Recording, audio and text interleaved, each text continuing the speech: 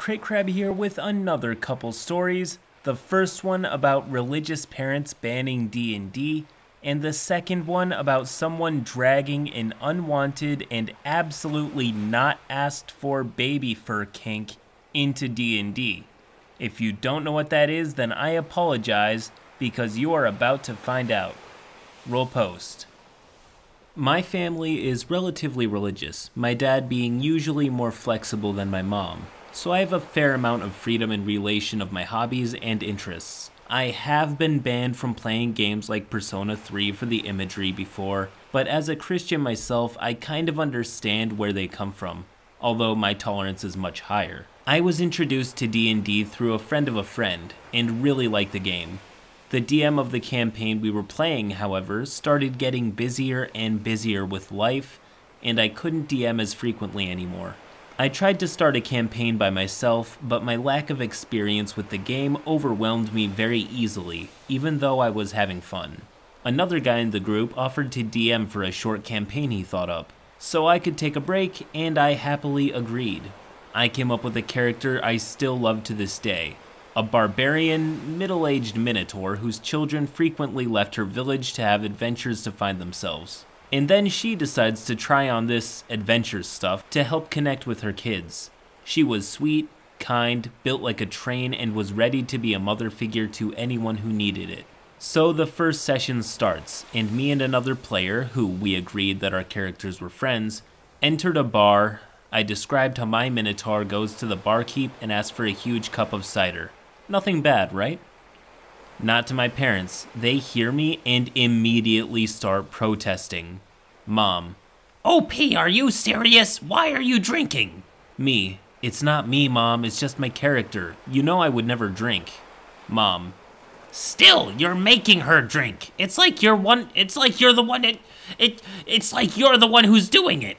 Me: "Mom, this game is like acting. An actor doesn't necessarily believe everything their character does, right? It's the same. She drinks, but I don't." Dad: "Still, doing this will slowly make drinking sound more and more acceptable to you." Mom: "Exactly. What game is this where you have to drink? It's a bad influence." Me: "What? Dad, you play GTA almost every day. You even let my little brother play it. Do you even hear yourself?" Dad: "Stop playing this game now, understood?" Of course, this pissed me off. Not only were they being massive hypocrites, I always have been clear how much I dislike alcohol to them. Friends, when they offered me, I never wanted anything to do with it.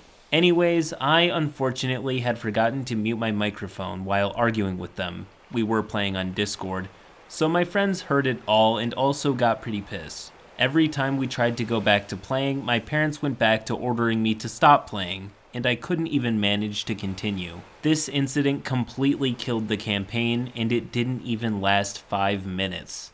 End post.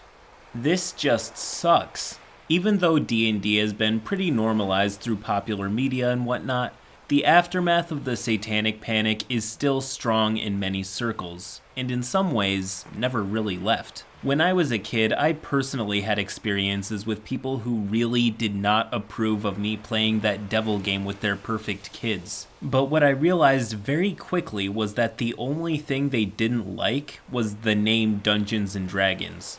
You could literally be playing the same exact thing as D&D, but they knew so little about it that if you put a different name and logo on it, then suddenly it was totally fine. It just goes to show that some people already know how they feel about something before ever knowing anything about it, which is kinda cringe. It's true, as cool as D&D is, it doesn't let you cast real spells or summon actual dragons, yet. All we like to do right now is sacrifice the occasional baby. So anyways, all that being said, this is definitely a story with an ever so slightly cringier than horror tilt, but low to mid-range for both. Next post. I do apologize for any grammar errors and typos. I'm a bit busy and wanted to write this down quick. Okay, I've been a fan of yours for a bit, but I wanted to tell you my story.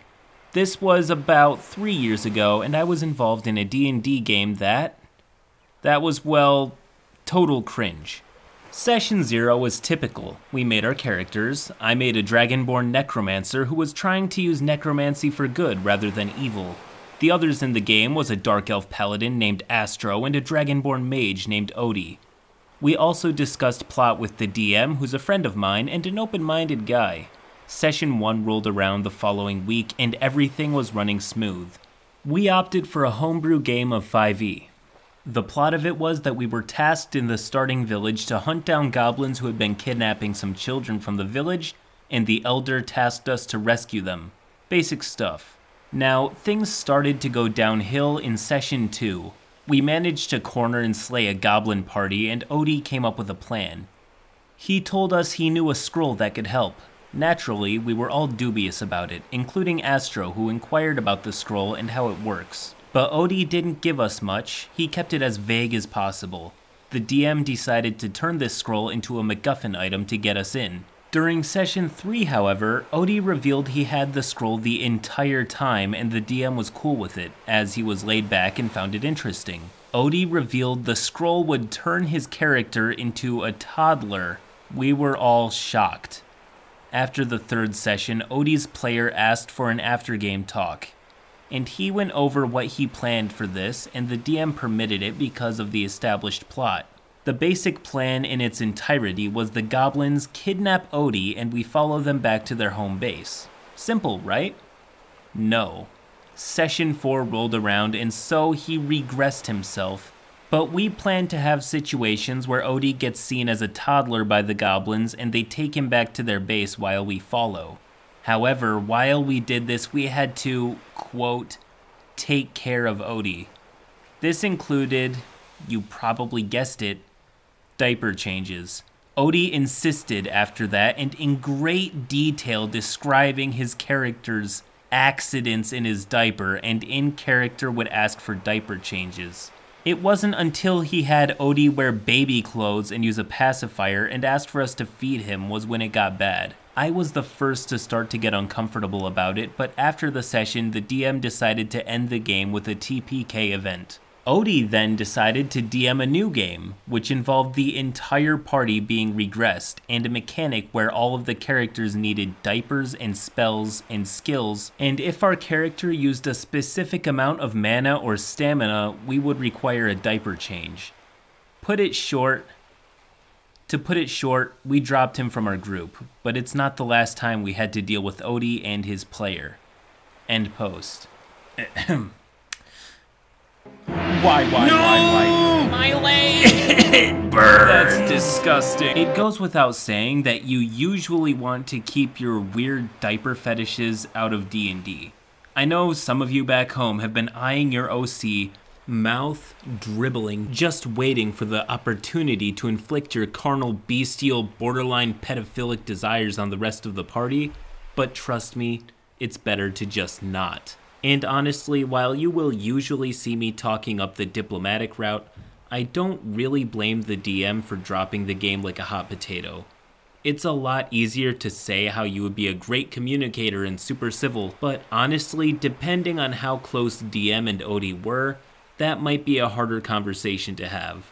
Plus, I feel like this isn't the kind of thing you can fix by talking about it. Everyone's already seen exactly what this dude is all about, and they are not going to forget how weird he is. It's also just gross to think about a grown adult sitting at a table with other grown adults and watching this guy go on and on in detail about how he pooped his diaper and it was gross. Given that damages were minimal but awkwardness was high, I'm very inclined to throw this story in deep cringe. Light horror, but not so much. And now, a question. How do I play as a DM? I'm still new as a player. Well, like you, when I started playing D&D, I was thrust into the DM position despite being just as new to the game as my players. Now though, a few years later, I can give a few fast pointers. First and most importantly, relax. Remember that it's a game. DMs watching this can likely relate when I say that it's all too easy to fall into the trap of putting too much pressure on yourself, trying to make the game as fun for your players as you can with little regard to if you're having any fun yourself. Now, for more practical advice, come prepared and with a plan, but know for a fact that it will not go exactly the way you expect. And remember that that's a good thing. Communicate openly with your players during and beforehand. Walk in knowing what everyone else is comfortable with and what they would like to see in their characters and campaign. Some people want to hit stuff, others want to roleplay. There's a whole world of preferences out there. And lastly, don't be intimidated by all the rules. It's really not a huge deal to know all of the ins and outs of the mechanical side. Heck, if I live streamed my games, the comment section would be out for blood given all the rules I don't follow or slip up on. So to summarize, have a session 0, relax, be prepared, and most importantly, make sure you're having as much fun as the players.